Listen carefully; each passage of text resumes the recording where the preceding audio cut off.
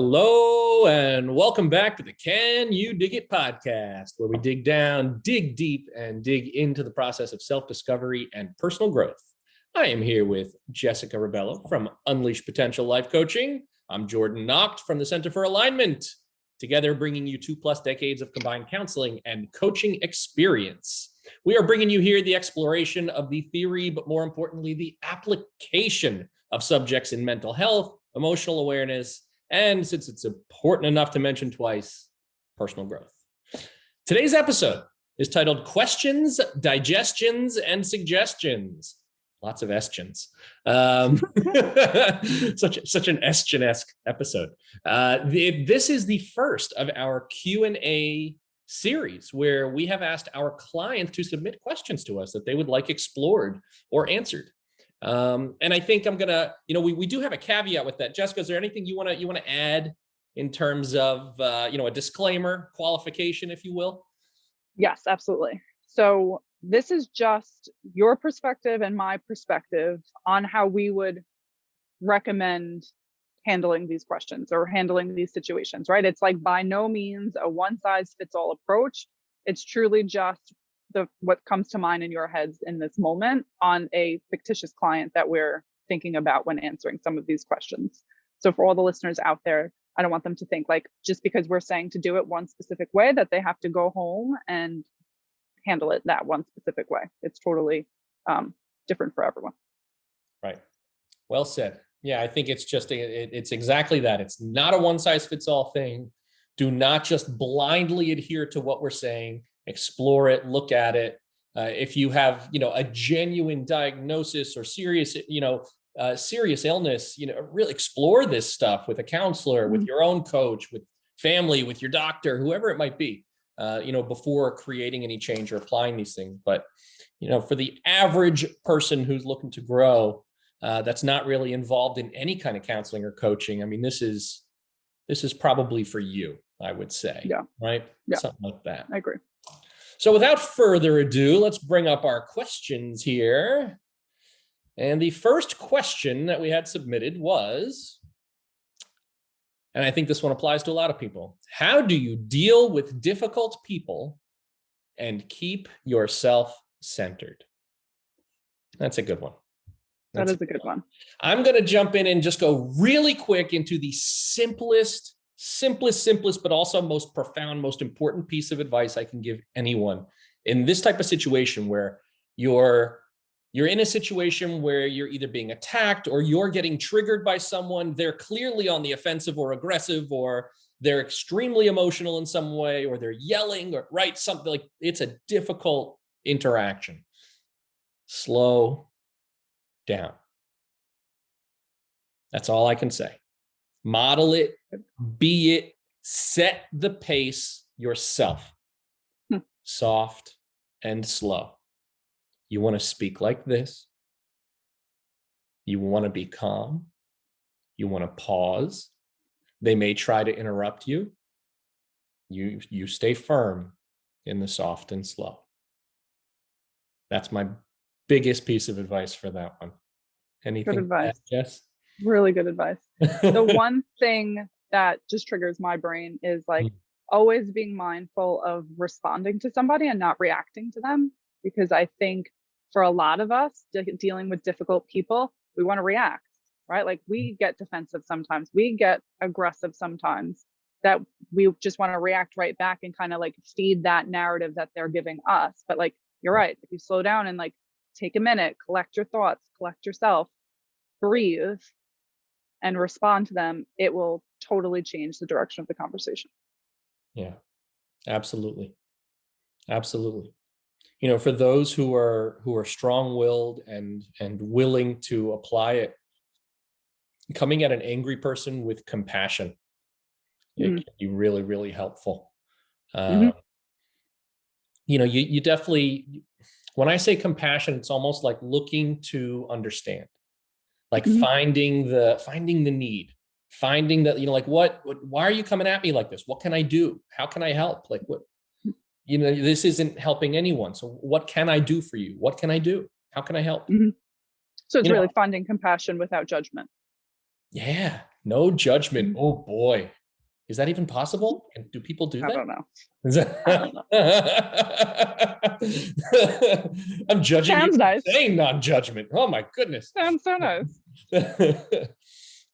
But that's a big, All like, right. there's usually, if someone's on the aggressive or acting a fool, as they say, there's usually a reason for it. Mhm. Helping them understand it, or even calling out that you're unsure what they want. You're unsure Mhm. what's happening. What can I do? How can I help? And they may say, you can help by shutting up, or you can help by fucking off. You can help that, whatever it is. They may just scream at you, in which Mhm. case, okay. Okay. I mean, you may have to set some healthy boundaries with that, which I think brings. Interesting. It's funny I say that, right, Jessica? Why don't I we go to the next know. Like question? you knew. So our next question is, how do you set boundaries with those who are closest to you? Hmm. So my first initial reaction to this one too is, and I say this all the time to my clients when it comes to boundaries, is boundaries only work if we work them. So we have to Boundaries be only work consistent if what? if we work them. Okay. So we have to be consistent with the boundary. And oftentimes we have to repeat the boundary. A lot of people think if they set a boundary one time, that that person's automatically always going to listen to the boundary. And that just does not happen. Like we have to repeat the boundary at times, be consistent with the word choices we're making, and be compassionate about them. And I think over time might not happen right away, but people will start to understand where you're coming from or what the need is. Yeah, it's interesting. This is a conversation I've had with so many clients. Um, the excuse seems to be they're never going to change, so what's the point? Mm-hmm. You know? Mm-hmm. But if we really look at it, I mean, do we really change so quickly? And this will actually lead into an upcoming question as well, interestingly enough, about, how do people change? How fast do they change? But, it takes time. It takes Mm-hmm. repetition. If metaphorically speaking, right, if there's been no gate up at your home for as long as you've been alive and people are just coming in and out of your front door at all times, then all of a sudden those same people come and there's a gate, right? But there's no lock on the gate. The door is closed, but they're just going to barge right through it. They're going to keep going. They're going to keep going. Well, eventually you continue to set those boundaries yourself, right? So now you build a lock and the gate's locked. All right, well, they're going to reach over and unlock it, and then they're going to come further in. All right, so you Mm-hmm. build your fence even higher. Like going with this metaphor, it takes time. Mm-hmm. You're the one that has to consistently set those boundaries. And one thing I'd remind people of when we talk about setting boundaries, and an example would be saying no, Mm-hmm. or letting your family know that no, I'm not going to be coming this weekend. I know we do Mm-hmm. family fun day every Sunday, but I need a me day. Mm-hmm. When it comes to setting boundaries, people are going to get upset with you. And Mm-hmm. they have every right to be frustrated or upset because you are changing the norm. You're making the situation, you are not in a bad way. You're making the situation different or Mm-hmm. uncomfortable for yourself and for them. Right. So it's important to remember that and have a little compassion with that. Maybe set the tone and set the stage. Like, I've been talking to my coach about setting boundaries, or I've been working on setting better boundaries for myself. So I hope you don't take it personally that, this next time I'm not going to be coming, Mm-hmm. something along those lines. There are I ways think to kind of set the tone from a softer place. It doesn't always have to be, no, I'm not coming, and I don't care if you like it or not. It doesn't have to be like that, mm-mm. you know? No, not at all. I also think because there's a lot of people who have a really hard time with saying no. It doesn't matter who, someone close to them, a boss, right? They just have a really difficult time saying no. And I always tell people too, like, there's a practice that you could do of just looking in the mirror and saying no to yourself, Hmm. right? Just so you get used to saying it. And so you own saying it. I always use different things with the mirrors because it just really kind of reaffirms it all. Yeah. but just practice saying no, or practice saying no to smaller things or to sillier things, just so it's kind of part of your vocabulary and part of your practice. Therefore, when it comes time to set a bigger boundary, it's a little bit more comfortable. I like that for sure. And it makes me think of something that I do a lot myself. It's not something I always did, but it is something that I do a lot of now and I call them internal boundaries, like internal mental boundaries. And what I mean by that is I'll start ruminating on something or obsessing over something or thinking about something. And I say to myself, no, Jord, Mm-hmm. slow down. No, we're not going there. No, no. Mm-hmm. I'm not yelling, I'm not barking at myself going, no, like I would scream at like a misbehaving puppy potentially. But I am firm with no. Mm-hmm. It's firm, but it's soft, but it's firm. Soft and firm. Nope. Sorry. We're not going there right now. No. So practicing setting those internal boundaries and being aware of it. I mean, it does, it sounds exhausting to people who don't do it. Mm-hmm. But Absolutely. conscious living, to live consciously, to create change, to grow. You want to be as consciously aware of every action you can possibly take, changing Mm-hmm. patterns inside and outside. Love So that. so boundary setting isn't just with others. It can also start with yourself. And as we project outwards. It'll get much easier to do with others if you're doing it to yourself. I promise. Mm-hmm. No. Great. Love that. Okay. All right. What's next? Next question was, what are some things you can do to improve your self-worth? Hmm. Well, that's a fun one. Self-worth, I feel the need to look at that word real quick before we start, right? It's different than self-esteem, different than self-love, different than self-confidence. The word worth. What are we looking at here? Help me explore this. I'm asking for your help here. I'm not just giving you answers. So I think the first thing that for me, when I hear self-worth, I always go to deserving. Hmm. And I think that's, for me at least, what makes the difference between like self-esteem, self-confidence, self-love is like a deserving piece of what we genuinely feel like we deserve in our world. Hmm. And So like, I don't, not deserving in a negative way, like deserving obviously in a really positive way, right? Like I deserve to wake up really happy every day. So what can I do to achieve that? Or I deserve to feel fulfilled when I'm practicing my self-care routine, because that's a good feeling to have afterwards. Do you know what I mean? Like I look at it from a real deserving approach. right. What I about for like you? that. I wasn't going to give this answer originally, but as you were talking, it just came up. So I'll flow with it. I think of the term net worth, interestingly enough, and I don't mean it financially. I Mm-hmm. mean it from a place of, well, I do mean it from a place of wealth, but not in the way that most people think of wealth and finances. I mean it from a place of, like, what wisdom do I have to give? What gifts do I have to give? Like something along those lines. So my Mm-hmm. net worth, right, at this point, if we're speaking intangibly, mentally, emotionally, sense of self wise, what is my worth? Well, everything you've ever been through, thought, done, acted on, helped, hurt, et cetera, et cetera. Anything you've given to the world to a large extent, or yourself, Mm-hmm. your self-worth, right? So that net worth, again, is like a cumulative, coming together of everything that you are worth. And, I think it's a very personal thing. It's a Mm-hmm. very personal thing. As coaches, we focus on this a lot, right? Helping people harness and hone their gifts, their truth, their path, their purpose. And I think all of that falls under the sense of worth. for me at least, like from my perspective. And I agree with you on that too.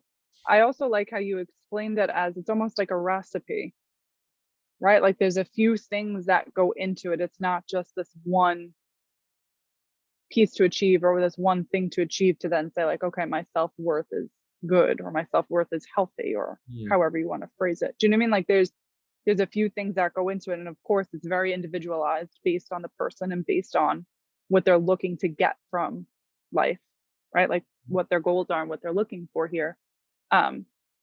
Self-worth and self-esteem do really go kind of hand in hand in it too, because it's also the language that you have with yourself internally. And I always think of that with self-esteem, right? Like, are you talking nicely to yourself? Are you yelling at yourself? Like kind of what you were, the example you were sharing for the last question of like, no, we don't need to feed this right now. Like, I'm not going down that road. Right. You're really compassionate with yourself there. You weren't screaming at yourself. You weren't yelling at yourself. And I think for self-worth too, it's like, how are we speaking to ourselves when we're letting ourselves down? Yeah. Are we motivating ourselves or are we kicking ourselves while we're down? It kind of, for me at least, goes really hand in hand there. I think that's a really good start to the answering of the question. What can I do to improve my self-worth?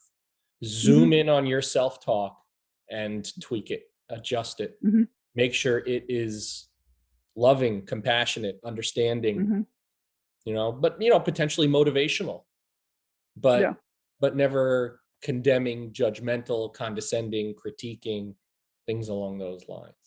There is a time and place for that. We're allowed to critique ourselves. We're allowed to judge whether our actions are, good for us or not, in terms of, am I acting from a place of high self-worth? Am I owning my self-worth, or am I not? There's a time and place for this. But I think throughout the day, on average, really looking at just when I'm talking to myself, what does it sound like? Was it, like if externalize it, if someone else was talking to me like this, how would I respond? No, I love that. Because the majority of us, I forget where I heard it recently. It must have been like another podcast or something, but it was something along the lines of, if anyone else around us spoke to us the way most of us talk to ourselves on the inside, we would either be fighting them or we would cut them out of our lives very quickly. So it's something we definitely want to look at for sure. Going along with kind of my definition of worth, which is again this, cumulative, or what's a better word, accumulation of everything you are that you have to give to others. For me, it's looking at what am I passionate about? What's unique to me? What is something I feel a sense of fulfillment and purpose in? And am I engaging in that direction? Am I owning that? Am I coming from a place of like where I have worth, not just to myself, but to the community at large, or others around me, or perhaps to myself, right? Like in a quiet Sunday where it's just me at my house, my self-worth, if I decide to, clean my place, I deserve a clean place. I deserve a nice, organized, clean environment where when I look around, there is no sense of stress or chaos. There's nothing unkempt or avoided or swept under the rug. Everything has its place. I deserve that. I deserve that. So it's to some extent like fake it till you make it, act as if, even if you don't think you deserve it. You are capable of doing these things. You're capable of cleaning. You're capable of being of service to yourself or others. Are you choosing to do so, regardless of what you're feeling? Excellent advice. Anything else come to mind there? No, I think we covered it. I think it's a big topic, right? I think self-worth and but I think we surface layered it. And we're trying not to get too deep into these answers where it's like, all right, 15 things you can do to dot. Like we're kind of giving our off the cuff, like this is what we've seen works for us or others. And after a few of them, it's like, all right, we can deep dive into this in a full episode in the future. But for now, this is where we're going to stop. So I like that. All right, you're up. What's your question? All right, let's go to the next. So I want to grow socially, but I don't like to go out anywhere, and social media makes me upset. What are some ways that I could achieve this? Oh, I have a great answer for this one. I hope you're reading my mind. What do you got? Join a virtual community. Do you happen to know of one? I don't. Do you? Oh man, I don't either. Shucks. It's so bad. We're the worst. And then we just totally cut up. Then the podcast ends and we never actually plug our virtual community that we just, No. Come on, we literally just recorded a rap for it. Jessica and I started a group called Chain Breakers, and it is a conscious community for those looking to live more consciously, to grow, to change, to be self-aware, to be held more accountable on a weekly and daily basis to your own commitments to yourself, to your self-worth, if that's, so. But it is also a perfect environment and place to help yourself grow socially, because you'll be surrounded by other people having similar goals, different goals, but everyone wants the same outcome from the group, which is just being the best versions of themselves. So I think it would also be a really great step in working towards that goal. Right. And mind you, it's not a place for opinions like social media tends to be, right? There's I mean, literally, if there's a troll in the room, we're kicking them out. It's that simple. But the kicker here is this like non-judgmental, unconditionally supportive environment where there may be differing perspectives than your own, but all in all, it's going to be supportive. So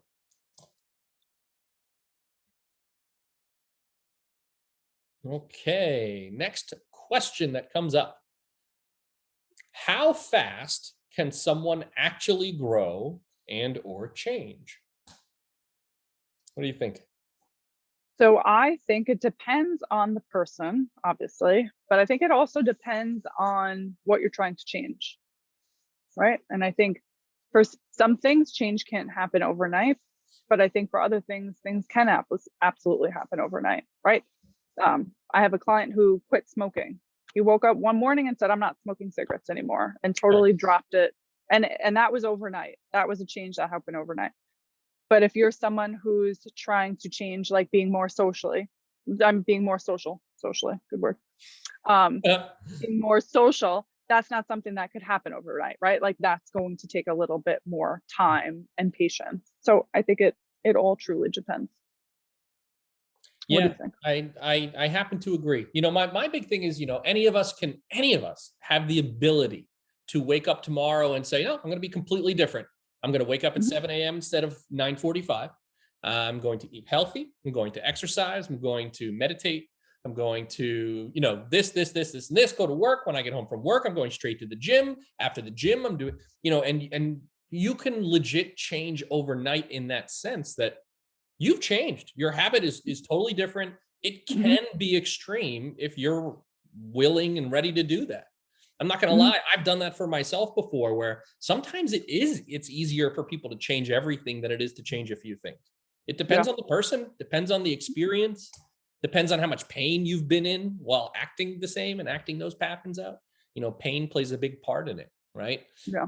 So, from my perspective, you can change overnight.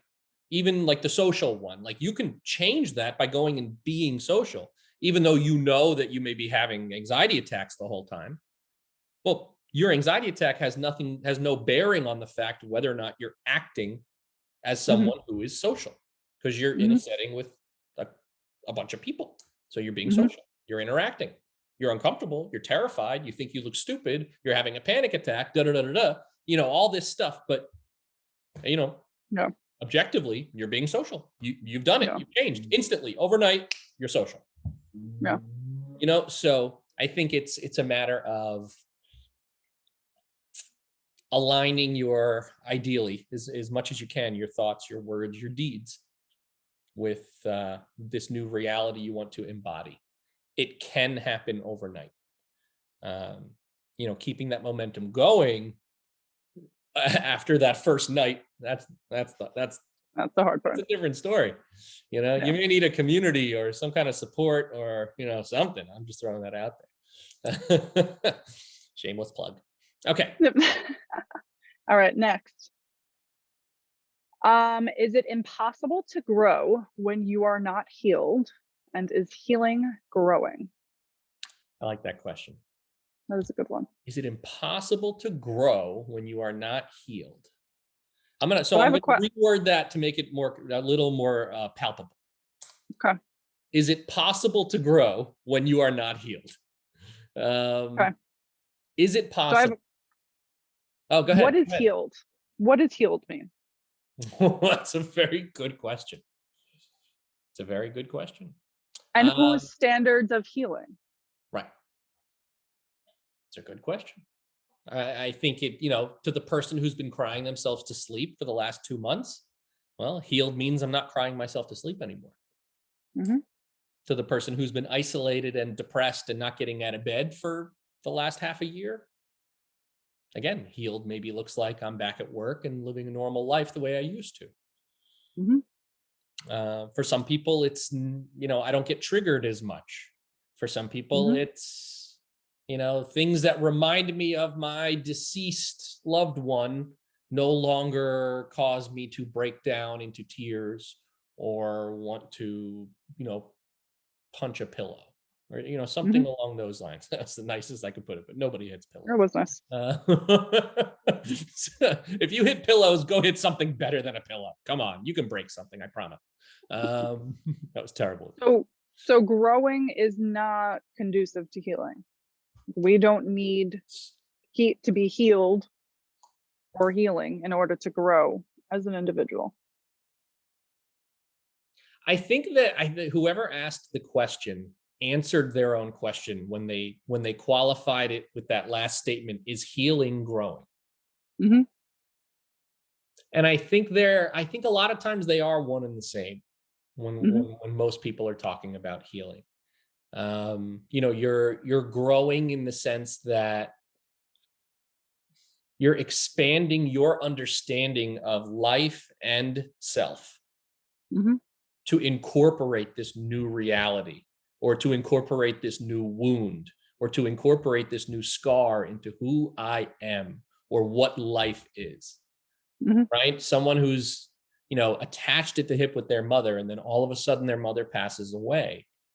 I mean, the reality as they know it is going to be Hmm. different. Hmm. Growing means I'm expanding, I'm growing in a healthy way.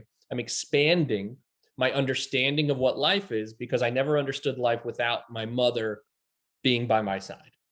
Hmm. So now I have to understand life in a different way. I've got all that. I know life with mom by my side. Now I have to know this new life. So that's growing, but it's also going to be healing as you incorporate what this new reality is. I think I think they're very, very much hand in hand, if not synonymous in a lot of ways when we talk about it. What do you think? I agree with that. I also think if somebody is consciously making an effort to be healthier, better, feel better than the version of themselves from the day before, Mm. then I think that's healing. And in turn, that's growing, Hmm. right? Like if we're conscious about trying to just even be 1% better, Right. then you're doing it. Yeah, absolutely. Absolutely. And again, it's all such a matter of subjective perspective, right? Like that person who is just 1% better, let's say, right? Like yesterday, I cried myself throughout the day in my bed. I just cried and cried and cried, didn't eat, didn't sleep, threw up a couple times. That's how horrible and sad and sick I was just all day, right? With this new reality I've been facing. Hmm. To that person, 1% better might just be, I did all of that, but I did step out on my porch and have a cup of coffee. Exactly. And And then that's healing. well, right. But to that person, I'm not healed. What are you, crazy? Stop telling me that I'm healing. Don't even tell me Hmm. I'm growing or healing, because I know that I'm still exactly where I was. I still feel the same.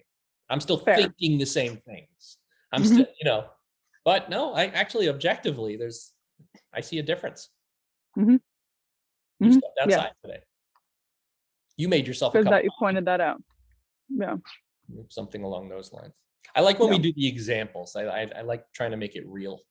yeah, no, I think it's easier to attach to. And for what it's worth, when I give examples, I tend to give of my own life. I don't know if people realize that, or you. The more we know. I've been through some crap. Okay. Yeah. What was the next question? How can I? Then Oh, here we go. Sorry. How can I tell if my relationship is healthy? How can how I do you know? tell? What'd you say? I said, well, how can we tell? How can I tell if my relationship is healthy? How do we know if anything is healthy? Let's just start from there, right? Yeah, Let's look at the word healthy. I think it's what something, right? Any relationship, not a relationship, whatever it is. I think it's what you're gaining from it, right? Are you gaining reward? Are you gaining fulfillment? Are you gaining happiness? Or are you gaining toxicity and chaos and dread and Mhm. burnout, right? It's like what's come from it. Hmm. And I Right. think So that's what a is little this bit of an indicator. relationship bringing or adding to my already established life as an individual and independent human being? Right. We have relationships with everything. I have a relationship with my computer. I have a relationship with my friends, my family, my significant other, the coffee I'm drinking. Right. We have relationships with everything, our habits, our Hmm. thoughts, et cetera, et Hmm. cetera. So what is this relationship? What is the effect of this relationship on me? Is like a way Hmm. to look at it. Yeah. So And I how do think I also too, know? like, go ahead. I cut you I off. was just say so in a nutshell. So how do I know if this relationship is affecting me in a positive, healthy way? Hmm. That's another way of posing the question. Something like that. Yeah. And have you ever heard of a gains assessment? I have, but go ahead and explain it to us. So what a gains assessment is it's kind of with a journaling prompt, but writing down what the personal gains are from whatever desired situation. So for this example, it's like, what are your gains from being in this relationship or for being a part of this relationship? Hmm. And I tell people to truly write them down, right? And like some people look at it better as like a pro and con list. It's really kind of how like your brain works and what you need to kind of see things. Um, but it's okay to take an assessment of your relationship to see where it stands, what it looks like, and to try to have a more objective eye on it. Hmm. There's nothing wrong with that.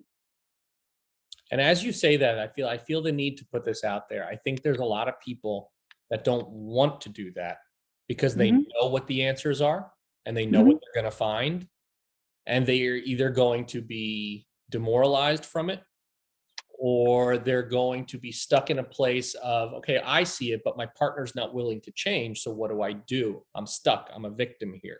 Something along Hmm. those lines where, I'm bringing this up because I want to remind whoever is listening that may have those thoughts, you are not a victim. You Hmm. can empower yourself. Sometimes it takes creativity. Sometimes it takes consistency. All the time it Hmm. takes consistency. But sometimes it takes some serious creativity or conversations with a coach or conversations with a friend or someone you really trust. Find someone whose relationships are where you want to be. Don't go to Yeah. someone with unhealthy relationships and take their advice. I don't No. recommend that. But No. there are lots of different ways you can empower yourself to create a new pattern, create a new cycle, to stop responding to anger with anger, and then, see what happens after you do that for 3 months consistently. But if you Hmm. don't have someone helping hold you accountable to that, good luck. It's it's No. it's almost impossible to step Yeah. outside of it without some kind of outside influence. You know, that's my experience, both through my clients and my own life. Good advice. So we're getting a little long here, so I think we should kind of wrap it up. Is there anything else you want to bring up? Any other questions that you felt were important? Should we save them for next time? What do you think? I think save them for next time because I think there's a bunch more that we want to explore, but I don't want to do a Yeah, disservice and only give them a little bit of time to chat about them. So I I know. think we did well for today. I think we did wonderfully. I know I did wonderfully. I mean, you could use a lot of help, but me, I I did know. great. But we I know that. We know that. It's part of our dynamic here. Speaking of positive self-talk, um, okay, so we thank you guys for listening, guys. Who, if you're listening to this and you were somebody who submitted questions that did not get asked, they will probably get asked in the next one. We're going to do one of these Q&As, questions, digestions, and suggestions. Once a month or so, we're going to do like every fourth episode is going to be one.